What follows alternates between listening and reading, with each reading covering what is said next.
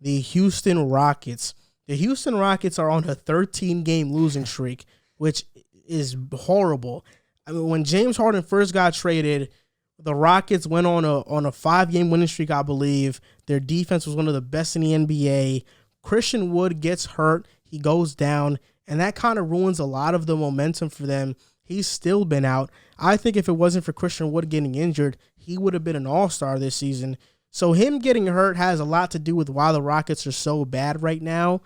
But a bright spot in what's been a pretty miserable season for Houston Rockets fans, especially after losing James Harden, is that they traded for Kevin Porter Jr., and he has a ton of potential. I mean, he should have been a top 10 pick, but because of character issues and a lot of that other stuff, he dropped down to the low 20s, got picked up by Cleveland. It ended bad there. He got shipped off to Houston. Then Houston put him on the Vipers, their G League affiliate, and he averaged 24, 6, and 7 in the G League, shot 45% and 32% from three. They have just called up Kevin Porter Jr., so he will be on the active roster.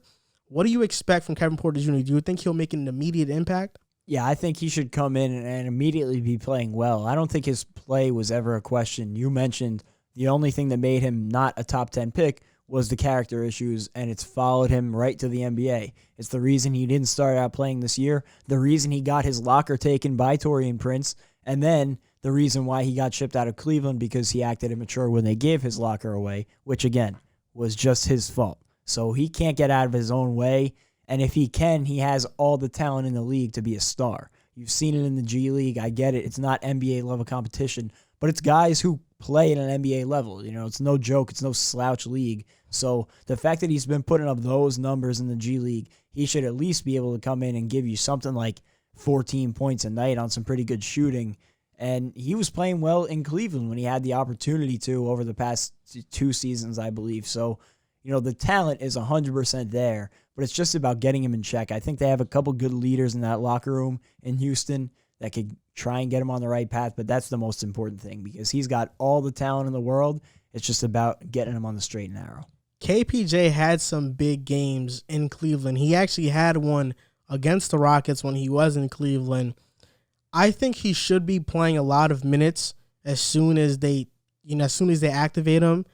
As soon as we come back from this All-Star break, Houston's first game, Kevin Porter Jr. should be playing 20-plus minutes a night. Yeah. When you look at this Houston Rockets roster, I kind of feel bad at the direction that they're heading in because you look at their old players, John Wall, Oladipo, PJ Tucker, Daniel House is like a tweener. He's only 27, but he's still a part of the old Rockets regime. He's not a part of this new Rockets roster.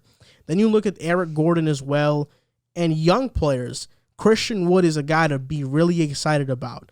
Jayshawn Tate, I like him. You know, he's a good role player, but are we going to call him a young player with this young core? He's 25 years old. You know, I think what you see from Jayshawn Tate is what you're going to get, which is a good player, but it's not nothing to rave about when you talk about your young core. Then you look at Mason Jones, an undrafted player who I think is an okay scorer, but is he something to really rave about when you talk about the young core of a team? I don't really think so. So the only 2 guys they have on their young core is Christian Wood and Kevin Porter Jr. that you really have to be excited about going forward, to be honest. And they can trade Oladipo for a young player, I believe, or a pick. I think they'll trade PJ Tucker for a pick. And sadly, they're going to have to stick with John Wall. I know John Wall has been playing pretty good for the Rockets, but considering the direction the Rockets want to go in, John Wall doesn't really fit their timetable. But you can't trade him because his contract is crazy.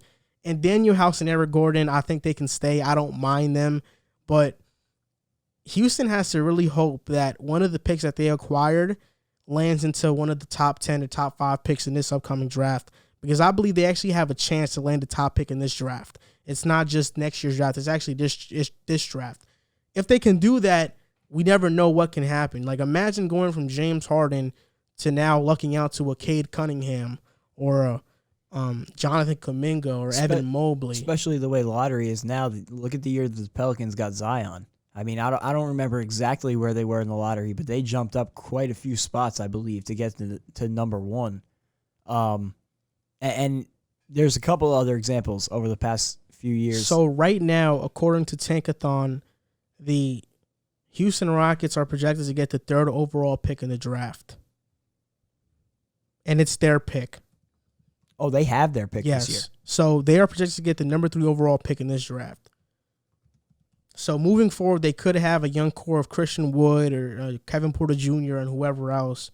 But back to the question about Kevin Porter Jr., I think he's going to be pretty good for the Rockets. I know that a lot of Rockets fans and a lot of NBA fans in general have been comparing him to a young James Harden.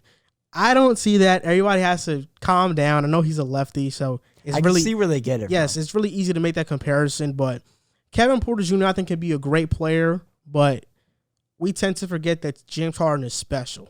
He is all-time great, special, a rarity in the NBA. I don't think that's going to be Kevin Porter Jr., but I think he can be a really good young player for the Rockets, and hopefully he can keep his attitude in check, because if he does that, then he can really blossom and flourish, because that's what's really holding him back. Yeah, and that Pelicans draft lottery, by the way, they had the 7th best odds, so it just goes to show you how wacky the draft lottery can be.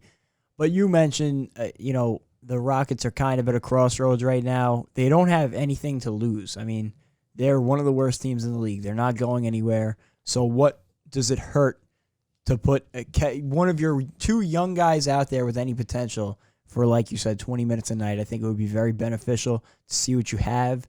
And maybe if he gets playing more and plays a bigger role, he will be more willing to buy in and commit to the basketball court rather than whatever he has going on off of it.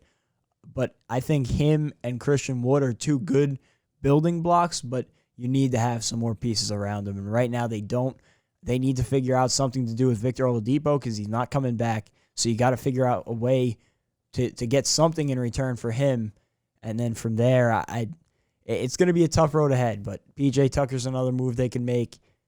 And they're going to have to hit on that pick this year because if we're being honest, restock the cupboard. If we're being honest, if Houston hits on this pick and they have a 14% chance of getting the number 1 pick, Christian Wood develops, Kevin Porter Jr. develops, they trade away a lot of their guys for draft picks, they draft well, this can be a really good team. This rebuild can be quicker than usual.